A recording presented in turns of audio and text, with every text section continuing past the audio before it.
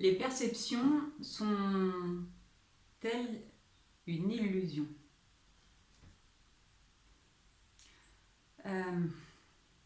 Quand on travaille à s'éveiller, et c'est un travail, ça prend du temps,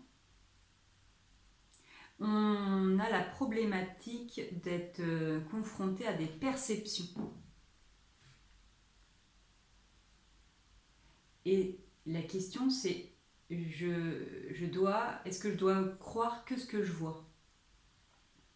La vue, c'est l'organe, c'est le sens qui est associé aux yeux, qui est en lien avec le règne humain, lié au plexus solaire.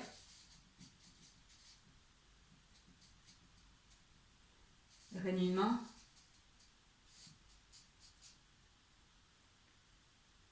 Est-ce que ce que je vois est la réalité? Hyper philosophique. On a une problématique pour ceux qui travaillent dans le thérapeutique et dans le spirituel, qui sont, est-ce que ce que je perçois c'est la réalité ou pas? Est-ce que ce que je perçois c'est vraiment vrai ou est-ce que c'est une illusion? C'est hyper important de se poser la question déjà. Vous allez avoir des perceptions, vous allez avoir selon vos talents, vous entendrez, vous sentirez, vous percevrez. On peut même avoir des goûts dans la bouche, des odeurs. C'est vraiment les 5 sens, les perceptions. C'est pas juste ah je suis clairvoyant donc forcément non, c'est en lien avec les 5 sens. Et nous, bizarrement, on a réduit notre capacité de vie à ce qu'on voit. Saint Thomas, je ne crois que ce que je vois. Ok, on a quand même fait du chemin, il s'est passé plus de 2000 ans. Est-ce que c'est toujours d'actualité? Oui et non.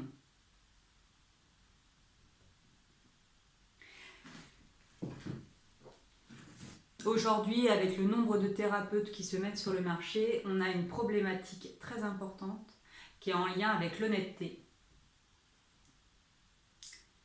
de ce qui est perçu. Il y a des ravages qui sont faits au nom de j'ai perçu et c'est très dangereux. On va distinguer ce qu'on a perçu de la projection qu'on en fait. C'est-à-dire que l'illusion, c'est l'interprétation que je pose dessus.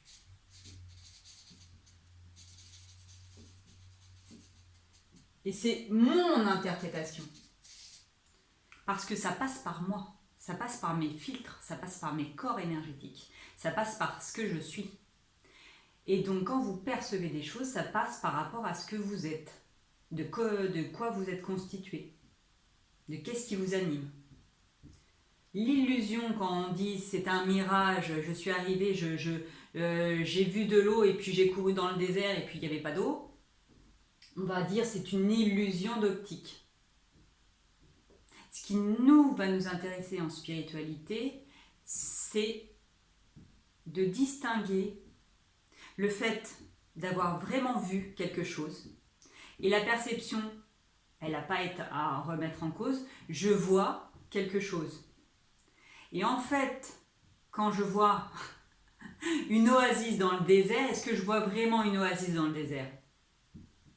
Est-ce que je vois quelque chose de plutôt flou? Est-ce que je vois quelque chose, une nappe qui ressemble en fait? Et c'est là où le piège il est affreux, c'est que parce que toi tu as vu, tu as interprété, c'est ça. Et là, c'est terrible. C'est très rapide la perception liée à l'interprétation. En magnétisme, on ne fait pas d'interprétation. Le magnétiseur ne fait pas d'interprétation. On passe dans le côté énergétique, et ça c'est ma manière d'enseigner. Et là, oui, on va poser une interprétation, c'est-à-dire des sens possibles. On essaye d'être suffisamment souple et suffisamment honnête avec ce qu'on est et ce qu'on n'est pas. Si on prend le cas de l'illusion du mirage qui est notre oasis dans le désert, c'est hyper intéressant parce que factuellement, on te dit, voilà, j'ai vu, puis je suis arrivée, puis il n'y avait rien. C'est qu'est-ce que tu as vu? Et ça, c'est vraiment un travail de millimètres, de millisecondes à faire. Qu'est-ce que tu as perçu? Et tout de suite, ton filtre interprétationnel va se mettre en route. Et ça, c'est en lien avec ce que tu as vécu, ce que tu portes en toi de connu et d'inconnu. Quand vous avez des perceptions, vous les avez.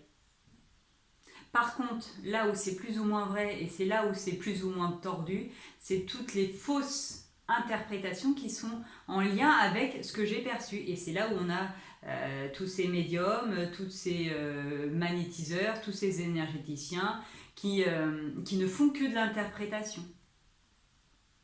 Qui font un peu, et c'est pour ça que les médecines douces, entre guillemets, naturelles, étaient stigmatisées de dangereuses parce qu'effectivement, il y avait une emprise, il y avait un risque, et c'est pour ça que on veille à ce que le thérapeute ne prenne pas l'ascendant sur la personne. Parce que la personne va vous croire. Et donc là, vous devez être responsable de ce que vous allez dire. Parce que lui, il repart, elle repart avec ce que vous avez dit.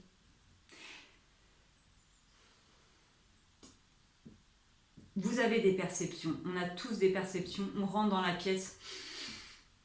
On sait des trucs. Après, à quel niveau on interprète? Et c'est là où, en fait, si vous arrivez à avoir la souplesse de comprendre que ce que vous avez perçu, c'est vrai, mais que l'interprétation est parfois fausse. Et qu'elle demande à être ajustée, réajustée, travaillée. Et plus vous serez propre, plus vous serez nettoyé, plus vous serez cristallin, plus vous laisserez passer l'information tranquille, sans projeter quoi que ce soit, mieux vous serez meilleur. Vous serez meilleur dans la manière de transmettre ce que vous avez perçu et de savoir est-ce qu'il faut que je le dise ou est-ce qu'il faut que je le taise. On n'est pas obligé de tout dire. On discerne. Le discernement, c'est quelque chose qui est très sous-estimé chez les voyants. Clairvoyants, clairaudients, sentients, clair goût, clair machin. Discerner. Si la personne a fait un déni, c'est peut-être parce que c'est important. Parce qu'en fait, pour l'instant, elle n'en est pas capable d'encaisser la charge énergétique qui est liée à l'information. Puis nous, on va lui dire, voilà, t'as vécu ça, ou j'ai vu ça, j'ai senti ça. Ouais, et il en fait quoi quand il rentre à la maison? Elle en fait quoi quand il rentre quand elle rentre chez elle? Quand on est en soins, on est en soins en relation, et en fait, on va se voir plusieurs fois. On n'est pas obligé de tout dire la première fois, on peut prendre le temps de poser les choses, de voir où est-ce qu'il en est, où est-ce qu'elle en est dans sa vie. Est-ce qu'elle est en sécurité matérielle? Est-ce qu'elle est en santé émotionnelle? Est-ce qu'elle est en santé spirituelle? Discernez quand vous avez des perceptions. Ce n'est pas une illusion, si vous l'avez perçu, vous avez perçu. Par contre, l'illusion est réelle lorsque vous posez une interprétation avec arrogance, avec sûreté, avec un manque d'humilité. Sur la même perception, vous pouvez avoir différentes interprétations.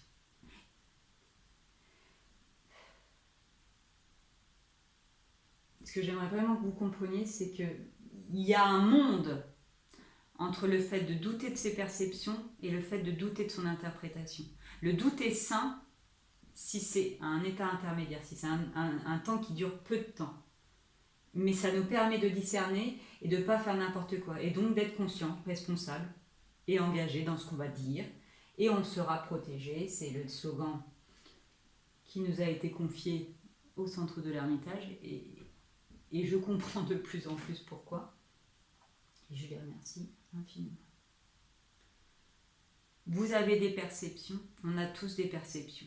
Elles sont à affiner, elles sont à travailler. Il y en a qui en entendront plus, il y en a qui sentiront plus. Ok.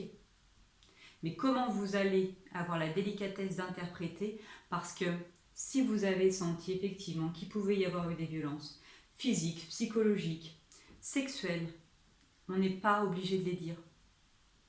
Ce qu'on est obligé quand on fait un soin, c'est de soigner. C'est-à-dire d'apporter du soin, d'apporter de l'amour, d'apporter de la lumière. Pas de rajouter de la charge à la charge, pas de rajouter de l'ombre à l'ombre. Et donc avec des paroles qui pourraient susciter le doute. On peut, et c'est pour ça que c'est le fil du rasoir, c'est pour ça que c'est un équilibre instable, c'est on ouvre sans enfermer la personne ou notre interprétation. On peut avoir senti quelque chose dans la zone du bassin qui soit lourd. Est-ce qu'il faut en comprendre qu'il y a eu des attouchements, qu'il y a eu viol? Pas forcément. Ce qui ne veut pas dire qu'il n'y en a pas eu. Quand on voit ce qu'on voit. Mais ça peut vouloir dire aussi, attention, que la personne n'est pas en capacité de l'entendre, ou, et c'est une réalité, que ce sont des mémoires réelles, et donc en fait la personne porte dans ses mémoires transgénérationnelles un poids karmique, un poids qu'elle a souhaité, hein, l'âme a souhaité, il n'y a pas de... Mais elle a souhaité venir libérer toutes ces femmes, tous ces hommes qui ont été maltraités dans un domaine, dans plusieurs domaines de leur vie. Et donc, cellulairement, transgénérationnellement, la personne porte les traces de viol, de violence, de coups. Elle n'en a pas forcément eu l'expérience dans cette vie-là. Ça peut venir de vie antérieure, ça peut venir effectivement du générationnel, du transgénérationnel, de l'héréditaire. Donc, soyez souple. N'essayez jamais, si c'est un conseil que... Voilà, n'essayez jamais d'avoir raison en consultation. S'il vous plaît. Vouloir avoir raison, c'est ouvrir la porte à l'infiltration, puisque vous voulez... souvent, on veut être protégé, il faut se protéger déjà de son orgueil, de vouloir, de l'orgueil spirituel qui est le petit Satan, le petit démon qui guette tout thérapeute qui veut absolument avoir raison et prouver que ses perceptions n'étaient pas une illusion. Donc on peut faire des allusions, on peut ouvrir sans mettre un doute mortifère en disant voilà, il faut être factuel, j'ai senti des jaunes là, dans cette zone-là, j'ai nettoyé, j'ai libéré, vous me direz comment ça va. Si la personne vient pour quelque chose en lien avec des règles douloureuses, elle va bien voir si elle a moindre de douleur au niveau des règles douloureuses. Si elle vient pour des choses qui sont en lien avec les omoplates, les épaules, parce qu'effectivement elle porte des mémoires en lien avec de l'esclavagisme, en lien avec des fardeaux à porter, vous verrez bien une fois que vous aurez nettoyé ce que ça donnera dans la vie de la personne. Et en fait, votre angoisse, entre guillemets, de savoir si c'est vrai ou c'est pas vrai, vous ne le saurez que quand vous aurez travaillé, que vous aurez libéré et que la personne vous dira ouais ok, c'est pas tout à fait guéri mais je sens qu'il y a un mieux, ou c'est carrément guéri de la première fois, et ça peut vraiment se faire en une fois. Les miracles, c'est pas que à Lourdes, même s'il y en a pas mal. Oui, il y en a aussi ailleurs. Tout dépend de la foi, qui est l'autre mot de la confiance. Je vous souhaite de belles perceptions, un bon recul sur les interprétations et une grande confiance, puisque la foi, la confiance. Je vous souhaite le meilleur. Merci.